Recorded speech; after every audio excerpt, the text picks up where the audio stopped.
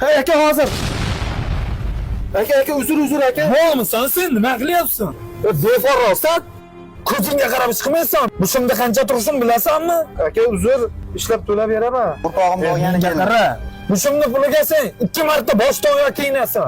Tinchlikmi bu yerda janjal bo'lyaptimi? Tinchlikmi nima bo'lyapti bu yerda? Ko'rmaysizmi? Mana befarosat dedim, shimim daddala bo'ldi. Aka, bitta shim ekan-u va shunga shuncha baqir-chaqir qilish shartmi? Qancha turadi? Nima? Bitta shim? Buni narxi 200 dollar turadi. Bu meni o'rtog'im bo'ladi. 200 dollar bo'lsa men beraman shuni.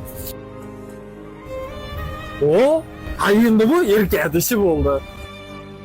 Voy, to'xtagin. Shimingni yechib ket. Nega hayron bo'lyapsan? Shimingga 200 dollar dedingmi? 200 dollar berdimmi? Shim meniki. Shu yerda turib 200 dollar naqd sanadimmi? Sen ham shu yerda yechasan shimni. Aka, meni bunaqa xijolatga qo'ymang aka, ko'chada qanaqa yuraman shimsiz. Iye. Senda ham oriyat bormi? Hozir shu yerda oilasini boqish uchun halol mehnat qilayotgan erkakni hammani oldida oyoq osti qilishga uyalmading-ku, yuzinchidaydi. Sen shimsiz yurishgan yuzinchidaydi, yechib ket.